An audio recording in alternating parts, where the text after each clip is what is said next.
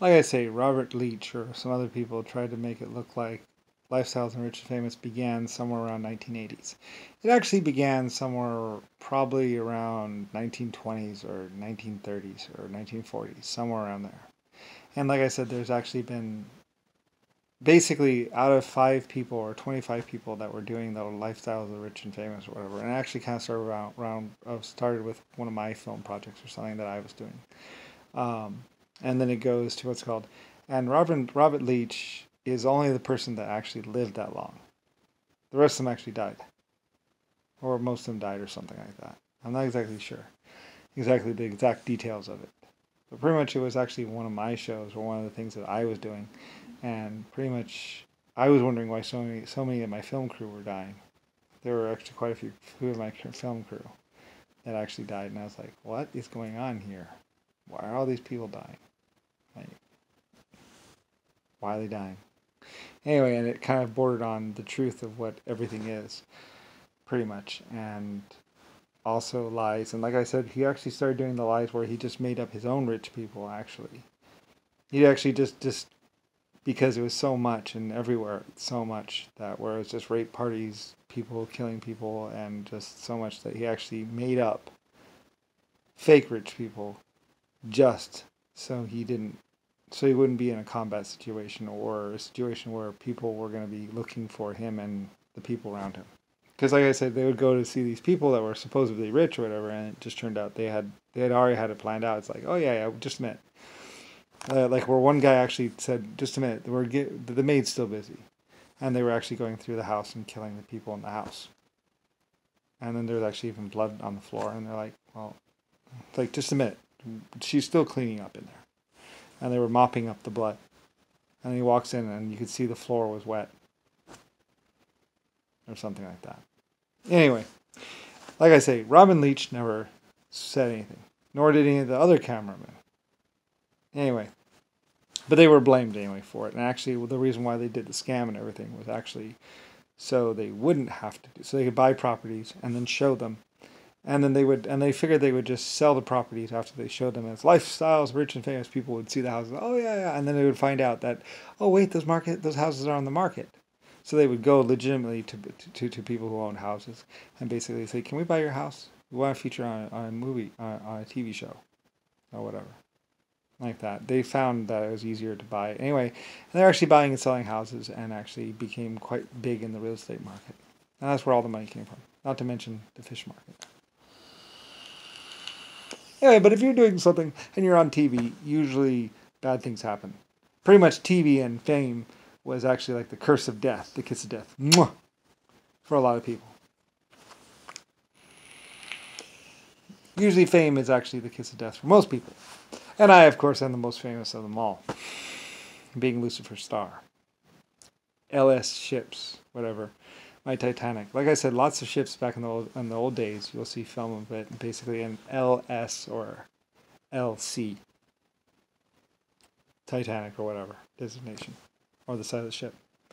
Like at first, I put my name. Actually, I think I might have put my name on the side of the ship because I was tired of because it would say LS and then Titanic, whatever, and then people would put their name Carnival, and then or Kantambaba. Anyway, and then people would think, oh, well, that's Canada's ship, and it's like, no, Lucifer Star. I had it written in big, huge letters. Lucifer Star. I built the ship. It's my ship, and it's like 50% other people's. Mostly it was my ship because I own countries and I could actually build those ships. So they put Lucifer Star on the Titanic. They put Lucifer Star on the tugboats because it was Lucifer Star. I was epic inventor. I owned a country, and it was actually my ship. Anyway, later on, somebody graffitied over it, painted it Aton on all the things. And basically every night, black people would go up there and go, Anton, and every morning the paint would be dry, it would be wet, and every morning my people would Lucifer Star on the back of the ship, at the back of the tugboats, and we had this like black versus white existence war over the name on the back of the tugs. Every night they come up and they would do it from the water. They would swim over with some paint rollers and some stuff in the water and go, Anton. The black people. It was Harlem and Wolf. And then my people in the morning, Lucifer Star. They said there were so many coats on the back of those on the back of those tugs. It's not even funny. It was just layered on. Of all these layers, you can almost read your name through the layers.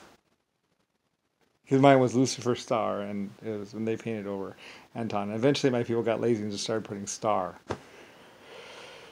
or LC or LG or whatever. Anyway, LG stands for LS. Sorry, not LG. LS. Anyway, even the LG is like Lucifer God or whatever. Government really is what it stands for. So anyway, yeah, we had a little paint war basically, and some people would tell me, would be like, yeah, we had a little paint war, name war, naming war basically. But anyway, like I say, there's so many things like because they were planning on killing me anyway in the future, or killing me, or capturing me and then killing me. Like they started doing it before they even captured me or had me. It's like, well, do you know who Lucifer Star really is? No, you don't. You didn't. It's like, well, about that. Epic Inventor was a better inventor than everyone else, and everyone else wanted to make sure that that was true because otherwise some people that were basically going to make a bunch of women suck dick and basically be laughing about how wide they split her the night before. Like I say, you could go around the White House and some other houses and they'd be like, I split her so wide, they would say. They'd say, I split her wide, and you could hear them talk about how wide they split some 6-year-old girl that they raped, or 9-year-old girl. Like I said, the truth of what was going on in the United States and some of the other places was pretty bad. It was really bad. And China knew I'd find out. I mean, of course I'm going to find out about it. It was just systemic and epic and how bad they were. They had general no regard. They would just go up to a ship, up to a town and shell it.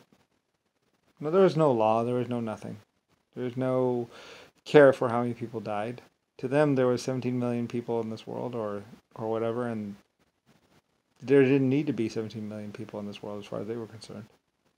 They had a battleship or an aircraft, and they were going to just basically go up to those houses and say, hey, you need to give me, I'm going to live here or I'm going to bomb it, they said. Pretty much. I guess it's better than just walking up and walking through the door and shooting them. Some of them didn't even have aircraft, didn't even know how to fly. They were just lying. People would leave their house anyway because they were scared, of course. And some houses did get bombed. So, nobody really knew what was going on. And, and the newspapers and everything the newspapers were printing these stories and everything was all lies. Nixon made sure of that. They would buy newspapers just to print lies. They had paid liars for them. They would lie on camera or lie in court or lie wherever.